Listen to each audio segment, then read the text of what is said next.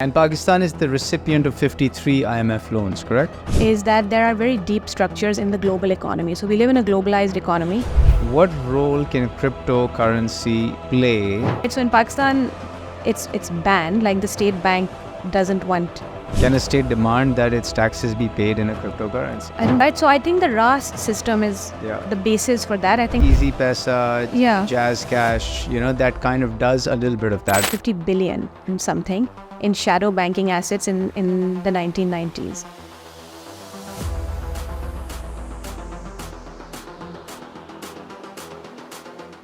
मेरा एक फाइनेंस में हमेशा से इंटरेस्ट रहा है, नॉट बिकॉज मैंने MBA किया और फाइनेंस पढ़ा है और फॉर सम टाइम फाइनेंस में काम किया है, बट बिकॉज फाइनेंस को देख के पता चलता है कि दुनिया कैसे चलती है, कंपनीज कैसे चलती हैं और फाइनेंस से आप क्या इम्पैक्ट क्रिएट कर सकते हैं. तो इसलिए मैं हमेशा ढूंढता हूँ कि ऐसे लोग मिले मुझे जो फाइनेंस, इकोनॉमिक्स और पॉलिटिक्स की इंटरसेक्शन के बारे में बात कर सकें.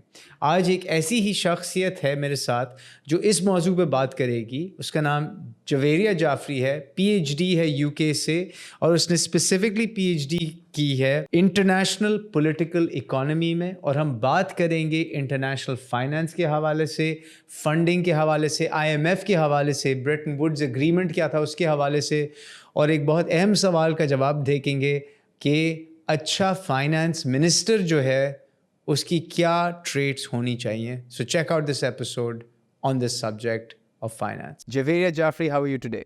Good, thank you.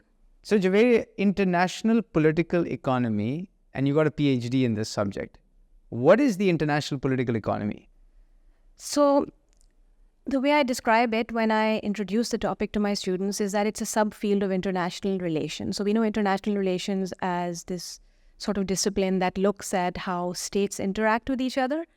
And around the 1970s or so, a group of scholars became very interested in knowing what the economics aspect was. They felt that it wasn't possible to really understand relations between states without considering how economics plays a part.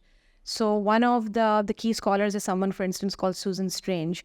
And she talks about how there are actual structures. So it's not just the economy. So she talks about structures of finance, of production, of security, and of knowledge that play a very important part in determining how not just states but also non-state actors interact with each other. So that's why sometimes we call it global political economy, because international tends to refer to states and global tends to refer to the globe without necessarily. And so you refer, what do you mean by non-state actor? We hear this word a lot. Biggest non-state actor in this field would be the corporation.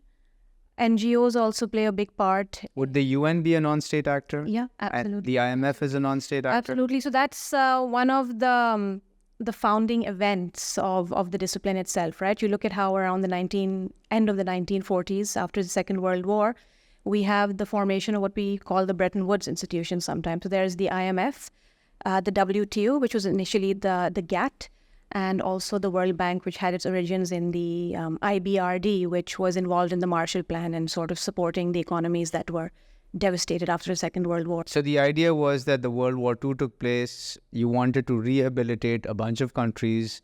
To rehabilitate those countries, they needed financing. Yeah. And they needed to encourage trade amongst those countries. Yeah, you're spot on. So that was exactly it. After the Second World War, they had this big discussion. These leaders of around 47 or so countries meet at Bretton Woods, and they want to talk about how we can avoid this ever happening again. And they were convinced that if we can just get everyone to trade smoothly, to have relations, to sort of support this imperative of globalization, then we can all live in harmony and avoid. And one of the byproducts of this was the IMF. Absolutely. Okay, so now Bretton Woods has happened. The world improved. Japan grew up, became a superpower after being decimated pretty much. Over time, China has grown up, has become a superpower. Trade has become a lot easier. And so Bretton Woods seems to have been a success. The organizations have worked. Now it seems as these organizations that were a part of Bretton Woods need to go to find greener pastures to continue making money, because they need to acquire money and make money.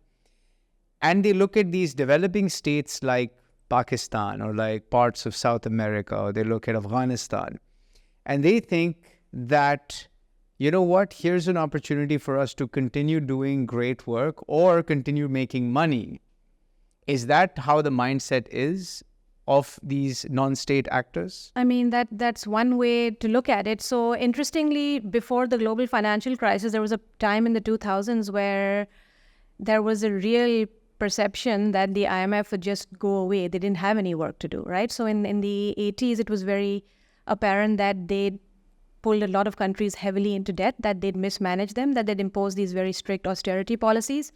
And it's something... So the IMF mismanaged countries? There was this acknowledgement that it hadn't worked. They hadn't done too well. IMF acknowledged it?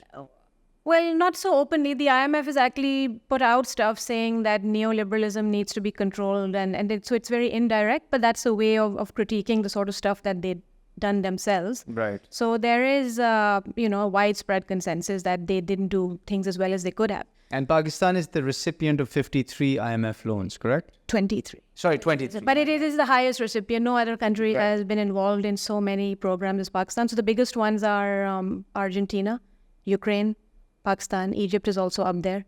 So Argentina, Ukraine, Pakistan, Egypt, all countries that are challenged states. And that have heavy U.S. involvement as well. All with heavy U.S. involvement and all heavily indebted to the IMF. Yeah, absolutely. So there could be a plausible argument that the IMF program actually further indebts a country, does not pull it out of debt. Oh, there's a lot of discussion about that, and I think most people would agree with exactly what you said. So there's a lot of academic work on this. So the IMF is critiqued essentially for using austerity as their main tool, right? So austerity policies basically ask countries to get rid of all sorts of subsidies.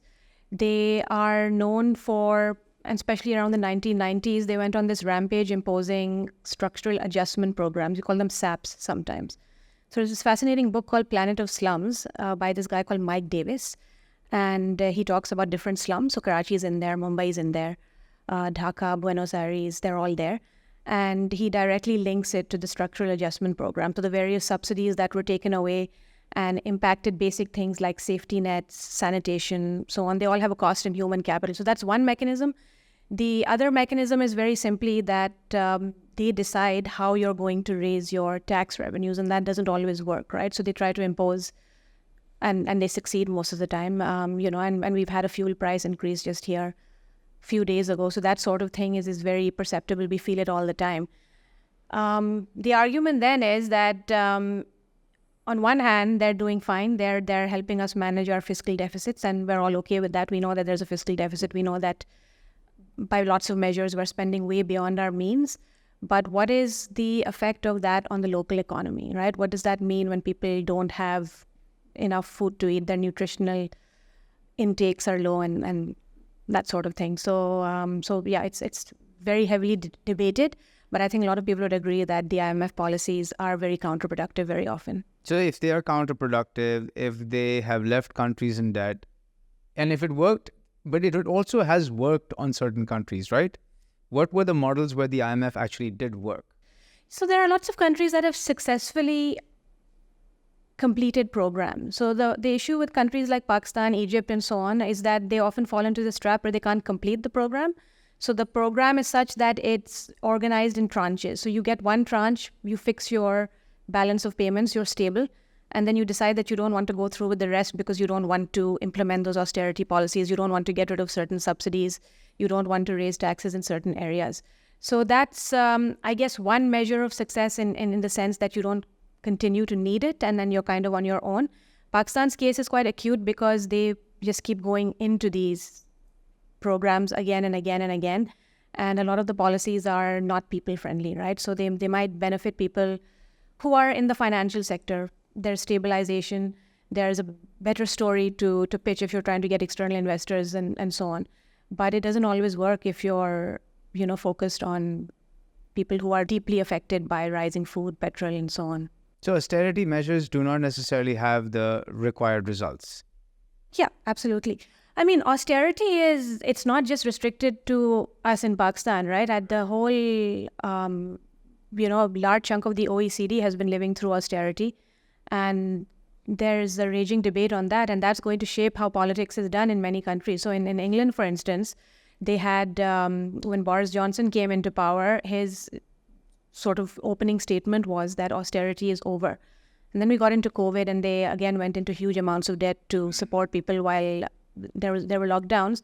So austerity is very much on the cards, and it has effects everywhere, right? So even if you're a rich OECD country, you'll feel the effects of austerity. You feel it in your schools. You feel it in your crumbling infrastructures. There's a shortage of swimming pools in England. So access to very basic things gets affected. Yeah.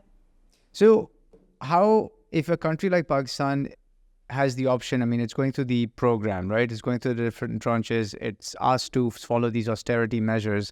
But at the same time, you're saying that there are clear examples of countries that have not successfully exited the program and continue to stay in it. What are the options that Pakistan has when looking at its, let's say, 10, 20, 30-year future, if getting out of this is not an option? I think there are two ways to look at this. And the first way, I think it's been heavily covered, right? So if you go into Liberty Books, for instance, and you try to pick up a few books on the economics of Pakistan, you'll see that the IMF is an absolute central theme. And then a lot of people have written about options, efforts that have already taken place, things that went wrong. And there's a very heavy emphasis on incompetence, right? There's a heavy emphasis on corruption. There's a heavy emphasis on bad decisions. And lots of people identified turning points. You know, we could have in 1998 not had a nuclear explosion, taken on more aid from the US in return for sort of, not becoming a nuclear power, that sort of stuff. So there will be lots and lots of discussion on what could have been done differently in retrospect. And the issue with that type of thinking is that it attributes specific failures to specific people, specific junctures, right? The way that I like to look at it, the way that I think is the global political economy sort of lens, is that there are very deep structures in the global economy. So we live in a globalized economy, and whether you're Pakistan that might not trade very much, export as much as it should be, or whether you're China that sort of has, its fingers in every bowl out there, you're still part of a globalized economy, right? So there are, we wrote this paper about the structures of debt distress, and we identify the global financial architecture that goes against a country like Pakistan, right? So one example is, this is very, very specific, but so there were floods in Pakistan, right? And there's this deep outpouring of sympathy. I mean, the floods had been, going on for months and months. Suddenly the Western media wakes up, and there are all these drives and there are posters everywhere. And then there's this number going around about how 30% of Pakistan is underwater. And I remember people asking me that. They're like, how can you even have an economy if 30% of your country is drowning? What does that actually mean? What does that number actually mean, right? And we had politicians trying to milk this, right? And that's reasonable, right? There's sympathy out there. There's a lot of money, and you can get inflows out there. What winds up happening then is that you've got statements from people like Bilawal Bhutto, Zardari, Shahbaz Sharif about how, we need lots of money. These are the needs. These are specific numbers associated with the cost of rebuilding and so on.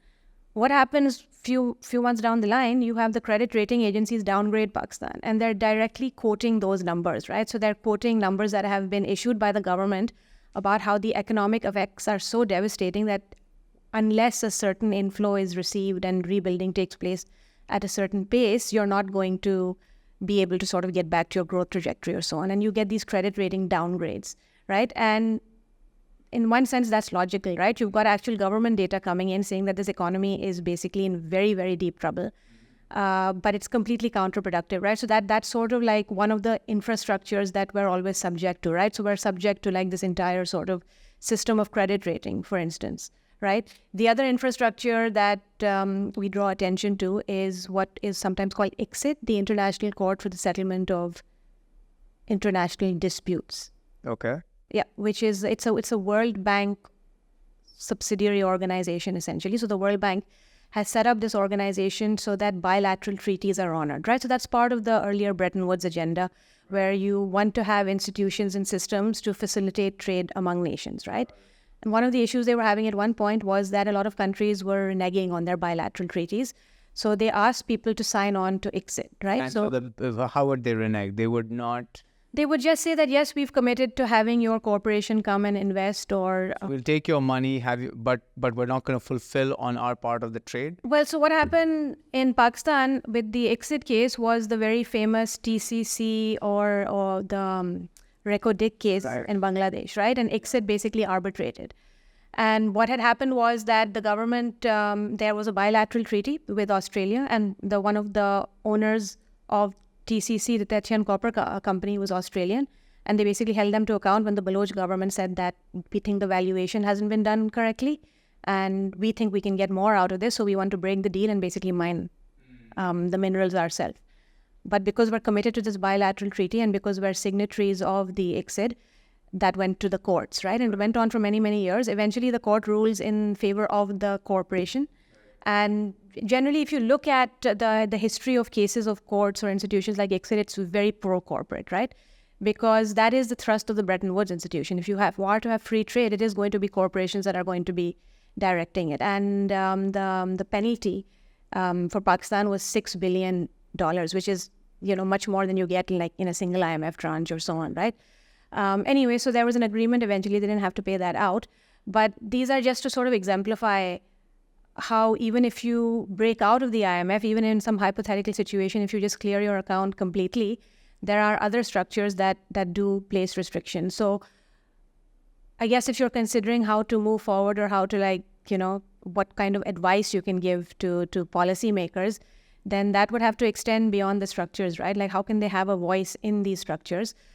Like, for instance, right now, there's that whole discussion at all the COP meetings, right? The climate agreements on the loss and damage fund, right? And Pakistan was very, very active. They were leading one of the sort of working groups on. In fact, there was a lot of chatter and news around how Pakistan is being affected because of the rest of the world, and how Pakistan does not contribute the same level of pollution, yet is being affected by the level of pollution being created by the rest of the world. So that's the key argument for the loss and damage fund, that it is there should be a system of reparations, because the countries in the global south don't pollute nearly as much as the Western countries.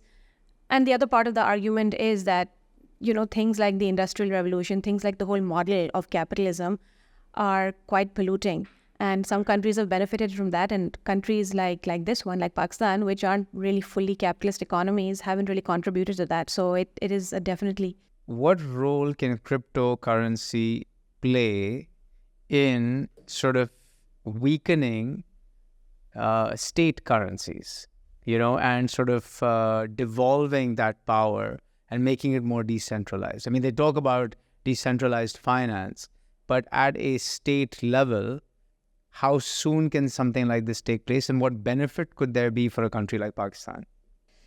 So the main benefit for a country like Pakistan would be that it would be a more open financial system.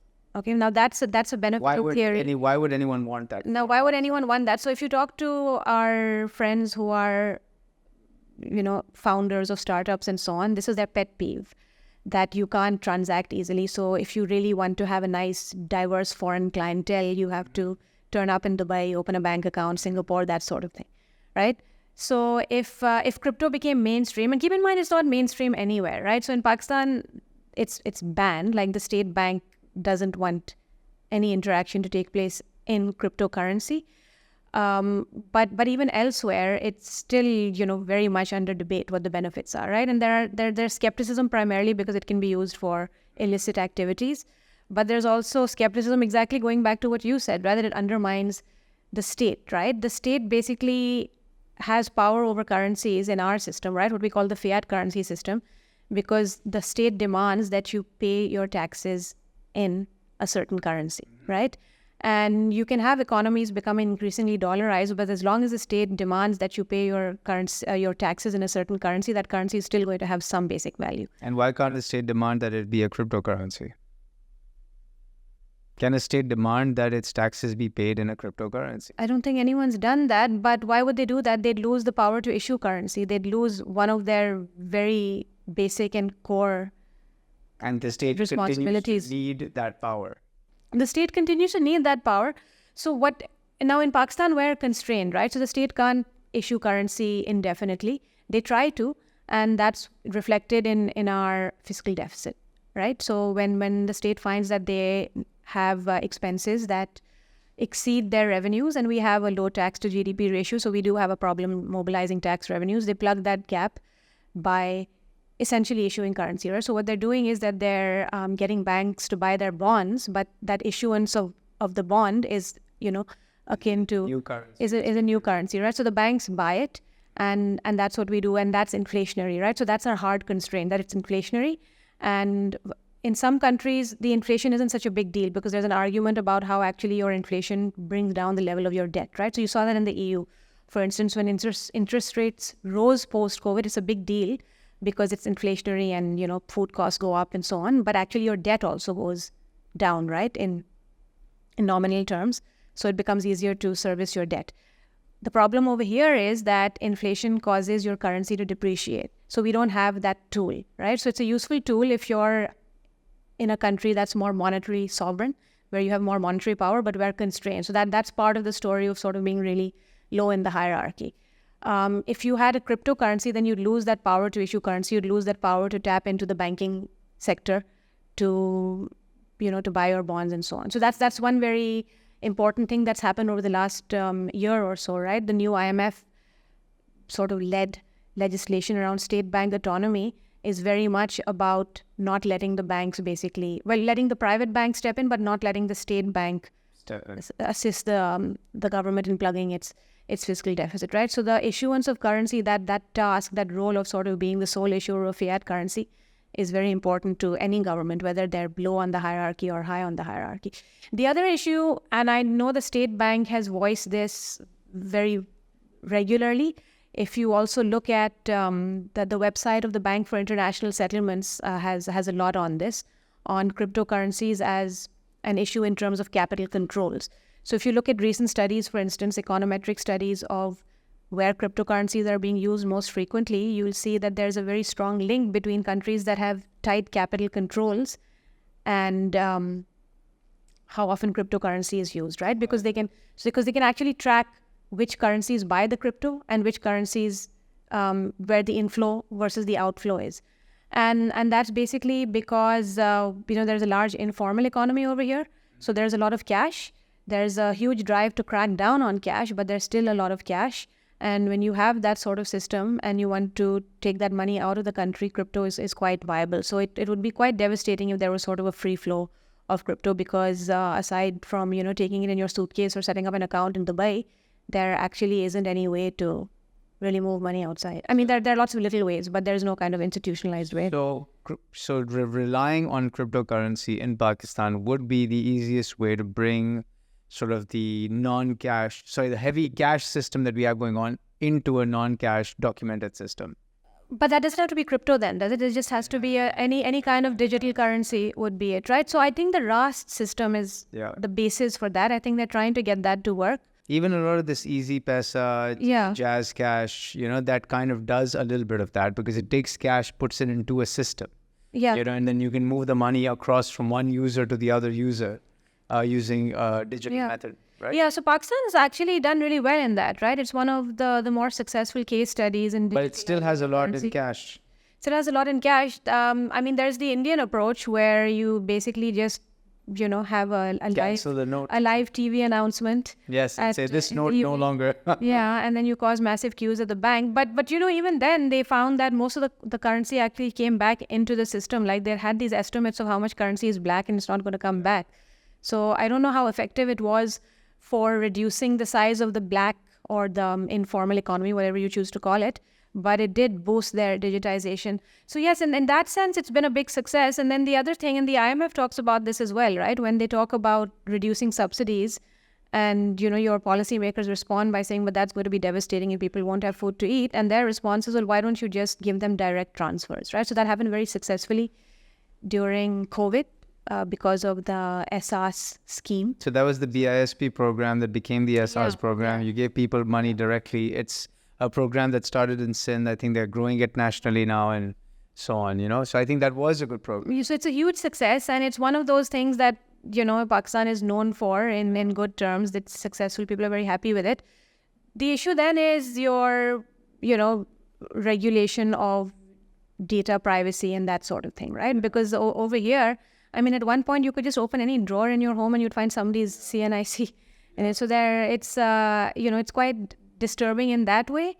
I haven't heard of any major incidents, but when you move towards this fully digital society, you're also moving towards a heavily surveilled society.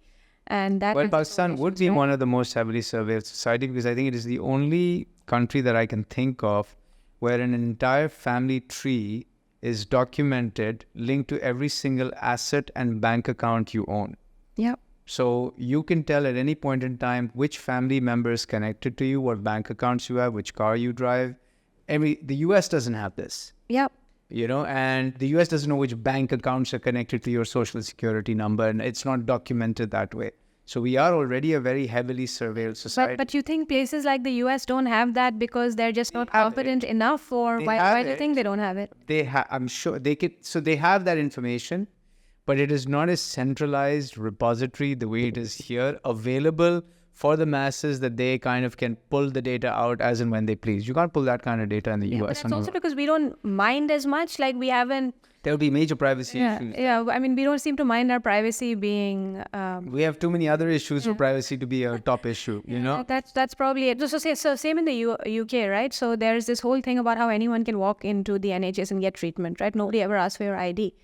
And every now and then someone's like, if we just had IDs, it would be so much easier and we wouldn't have these random migrants coming in and using our services. But there's so much resistance to ID. So I think it's a cultural thing. We don't have that, which is why we can move fast in some aspects on things like financial inclusion, digitization. And we've been very quick with a lot of those things for that very reason. Yeah. And it is that, in fact, you talk about financial inclusion.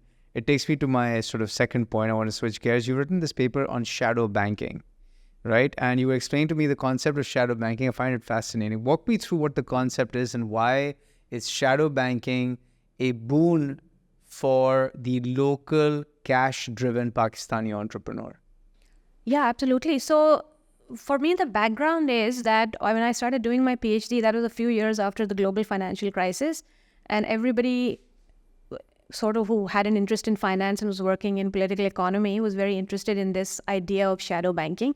And that's because right after the crisis, a lot of very well-known policymakers, central bankers, and so on had directly attributed the financial crisis to shadow banking, right?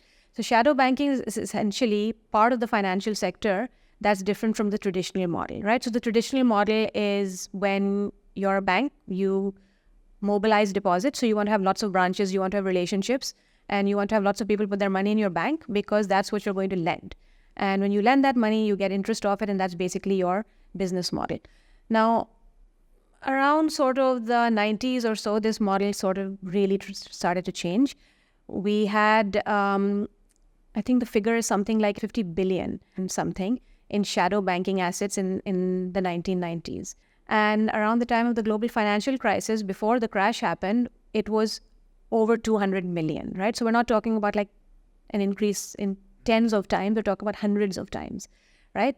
And this was basically the result of lots of financial institutions realizing that we don't need to follow this model where we hold people's deposits. What we can do is we can distribute assets. So instead of just mobilizing deposits, financial institutions became factories of financial products, right? Now, how do you make a financial product? So the most famous example is probably the subprime mortgages, right? What was happening was that there were lots of poor people who wanted mortgages and nobody wanted to lend to them. Somebody had this bright idea of let's get lots of people to take on these mortgages. We'll have a fixed income stream. So we know that, X, Y, Z, they're all going to pay a certain amount, but it's a piddling amount. So let's pool them all and let's turn this into an instrument. We'll create a certificate and we'll ask other people if they want to buy this and they get a fixed amount. Now, this started happening, since we're going back to the financial inclusion question, this similar model sort of kicked off in microfinance, right? So you know that people have lots of money, they're looking for investments, and particularly after the financial crisis in sort of 2007 to 9, there was what we call a global savings glut, right? So you had the big central banks, you had the US Fed, you had the Bank of England, you had the European a union, all plowing huge amounts of money to bail out banks. Now, this money obviously had to go somewhere. And what they were finding was that interest rates are not very They're high. very low, at the lowest for years. Yeah, and there aren't very good investment opportunities, right? And suddenly people realize that actually these guys taking on microfinance loans are very happy to pay back 15, 20%. And that's massive, right? Because interest rates were like 0%. And so not only were they paying about, let's say, 15% in terms of interest rates, they were also better pay, they were better debtors. Yeah, exactly. So that's Because they would pay back most of their debt. And so the default rates are fairly low on microfinance loans at the time. Yeah, so, and they're still very low. So that's one of the sort of magical stories of microfinance, right? That the poor are actually very good borrowers. They give money back. I mean, part of the story was that it kicked off with this joint liability system where you were part of like a sort of a village group and you were named and shamed if you didn't pay back. And that had, lots of people went into deep depression and had got lots of trouble with their communities. But the other thing is that they don't really have other outlets. So if they do get a loan, then there isn't really the option to not give it. You might go into further debt, right? So the story of them being very good repayers doesn't really take into account how they went into more debt, right? So there are lots of examples of how they accumulate debt.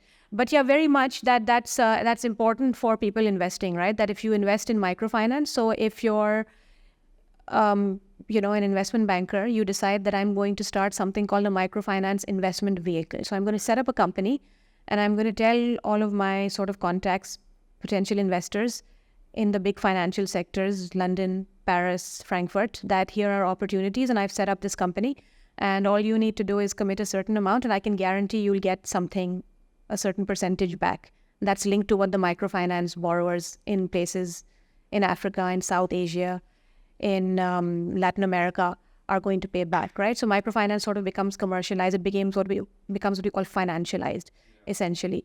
And that's what my PhD project essentially became, how the shadow banking industry had taken over microfinance. Because when I came here and I spent a lot of time sort of talking to people doing microfinance, and these are really interesting people, right? These are people who'd been bankers, they'd worked in Citibank, they'd worked in big investment banks and on Wall Street, and they were back and now they had this vision. And part of it was that they were very excited because you're actually helping people, right? These are people who can't borrow money otherwise. They can, go to a money lender who charges them exorbitant rates and might send thugs over to beat you up if you don't pay it back. So this was a nice, clean, formal, institutional way of lending, right? And the other thing which made Pakistan so interesting was that in Pakistan, most of the large banks make their money not off lending to people. So that they in a sense, are traditional and they take deposits and they create loans. But what's happening more often is that those deposits from people like you and me in a Pakistani bank are funding the government deficit, right? So those T-bills have to have a place, and actually it's our deposits basically that are creating a place for them, right? So in a way that this shadow banking that you're talking about it's kind of like BISP, where the money goes directly to the person who needs it the most. And the money and the accumulation of that capital happens outside the country, and it is deployed directly to the people who need it. So that's called the peer-to-peer model. That's a very specific approach. And there are lots of organizations abroad. So the most famous one is probably called Kiva. It's based in California. And they do exactly that, where you can get an app and it says that, here is a guy, his name is Muhammad. He's based in a village in... So they actually connect you peer-to-peer to loan money. Yeah, so they connect you. I don't You can actually make a good return that way. You can make a loan because you get updates. So like Muhammad has just bought a bag of grain and now he's going to grow something, and in a few months there'll be something he can sell and then he's going to pay back the loan. So it's like that. Some of the stuff is pretty dodgy, so I don't know if there's actually a guy or how. I'm wondering if there's a guy One those connections are, yeah, I don't know, or maybe there are, like, maybe there's one Muhammad and he's Shakil and he's also, Habib, and he's like, he's lots of guys. He's just put his picture there. So that can happen too. This stuff is, we have a lot of reason to be skeptical of this type of stuff. But that's peer-to-peer. But that's not shadow banking so much. I think that's more pure, and that's more, shadow banking is much more dense and convoluted. So shadow banking would be if you decide that you're going to set up what we call an MIV, right? A microfinance investment vehicle. And a lot of people did that. And if you look at... And this would happen outside the country. It can happen anywhere, but in some countries, it's much easier to set up stuff like this, right?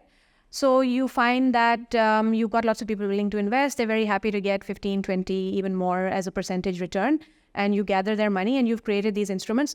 Now, the people who are your investors are not going to be, individual people who just have like, a couple of $100 to spend. These are people who are probably managing their own funds, right? So a lot of the microfinance pool of funds comes from impact investment, right? So if you look at impact investment, they'll have an agenda. It'll be like, we're mobilizing the poor, we're going to solar panels, or whatever. A lot of that just gets linked into microfinance. So say you have an impact investment fund that says that our mission is to provide clean energy for the poorest people in the global south. If you dig deep enough, if you kind of unpack, and this stuff is, because it's the financial sector, the nice thing is that there are actually audited statements and you can go through quite a lot. There's quite a lot of information out there because of regulation. Of these investment funds. Of these investment funds, because they're essentially financial institutions. And they're lending to individuals. So they've accumulated all this capital. eventually they're lending to individuals. So you've got this MIB, layers there. right? And its clients, the people who you've sold your product to, are impact investment funds, venture capitalists, that sort of thing. Okay.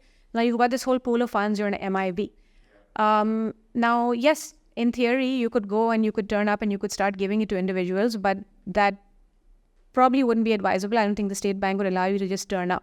So then what you do is you connect with what used to be called an Apex fund, right? So when the World Bank got heavily involved in microfinance, they set up these things called the Apex fund. So it would be one very large pool and the World Bank would put money into it. But if you're a private financial institution, you could direct money to the Apex fund as well because you're getting a return. So you're basically an investor in the Apex fund.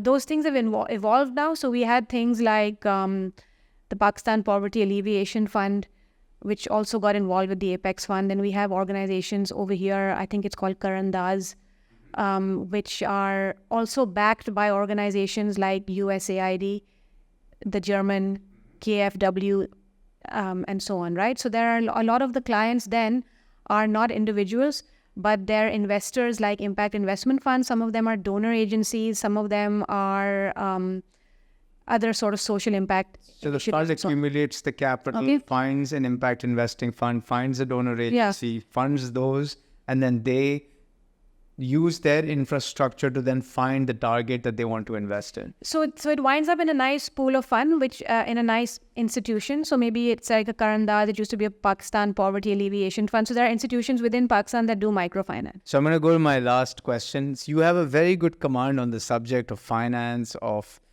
sort of international finance and the intersection of finance, politics, and the economy, right? What makes for a good finance minister of any country? I know that's my last question. I know that from your other sessions that it's one of your favorite. It's a question I ask often. I want to understand what makes for a good finance minister.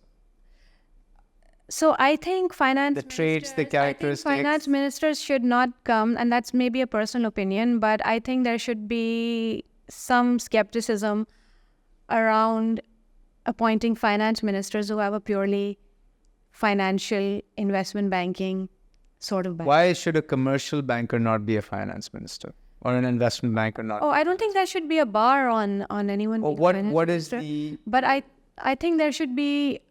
Like, okay, what are they missing in their repertoire or in their toolbox that they will need to operate as a finance minister?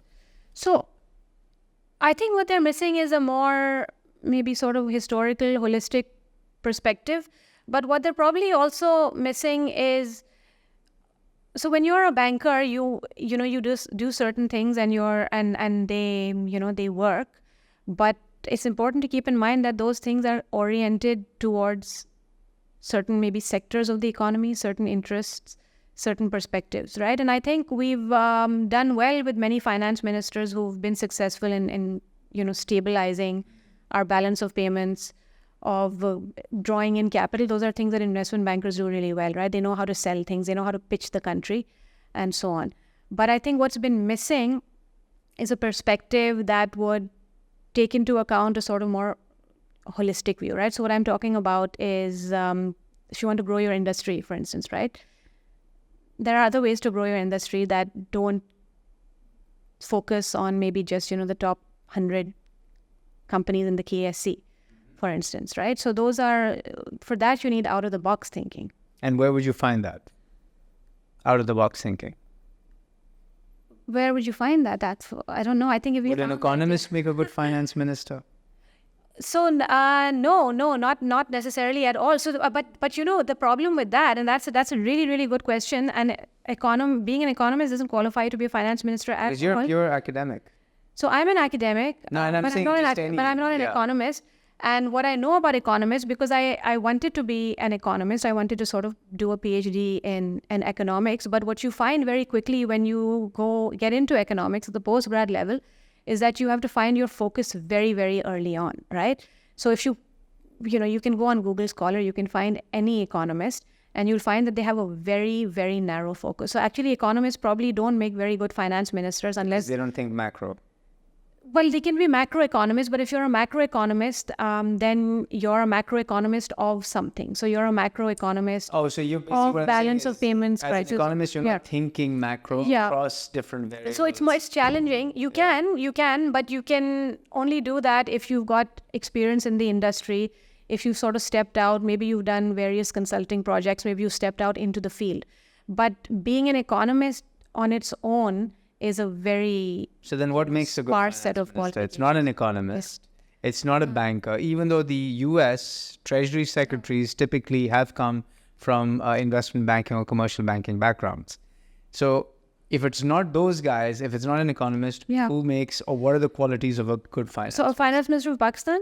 Any finance. So I think, so since we are talking about Pakistan, I think what you would need is someone who's really good at negotiating. Right? Someone who can... So that's someone from Juvaria Bazaar. Well, somebody from Juvaria Bazaar who has a good understanding of the... They have a good understanding of commodity pricing. Structures, okay. Of a cash-driven economy. Negotiation is a very important skill, but to have a really good understanding of the basic structures, right? So things like, stuff like the arbitration courts, things like how credit rating agencies work, things like how negotiations take place, at the IMF or even the Financial Action Task Force. So an IMF banker would be ideal. So that's who we had as the central banker, and he was quite good, right? Somebody who had worked with the IMF. But I think what's very important, and this is something that we're seeing now, right? We're seeing what's happening in Palestine. We're seeing like there is this after Ukraine, also if you look at the voting patterns of the UN General Assembly, you see that there is this sense of awakening of a global south, right? So we've had that from time to time where there is an increased awareness that people in countries like this, have the wrong end of the stick. That's very, very challenging, and that you can't just have a one-size-fits-all approach, right? And that's imposed on you. So if you're a debtor country, that's going to be imposed on you and you don't have a choice. You eventually get to the point where you've got, 3 days left in the foreign exchange reserves to import essentials. And then you just have to sort of suck it up and take it, right? But what you need is someone who can be eloquent, who can be articulate about the fundamental injustice and negotiate, and keep in mind that it's not just us, we're not alone, that there are fundamental injustices, asymmetries, power relations in the global economy. And we have to be aware of those to be good negotiators. So it's not just about, getting from point A to point B or getting through one day. That's part of it, and we've been in that situation very often, but an understanding of the fundamental asymmetry of the global economy. This was amazing, Juvaria. Thank you so much for taking the time out. I really enjoyed the discussion. From afar, I didn't realize. So again, thank you so much for the time. I appreciate the knowledge. I learned a lot today. And thank you for tuning into DigiTales. Stay tuned. More episodes coming next week. Like, subscribe, comment. I read your comments. I try to incorporate all of that feedback. And so please keep it coming. Bye-bye.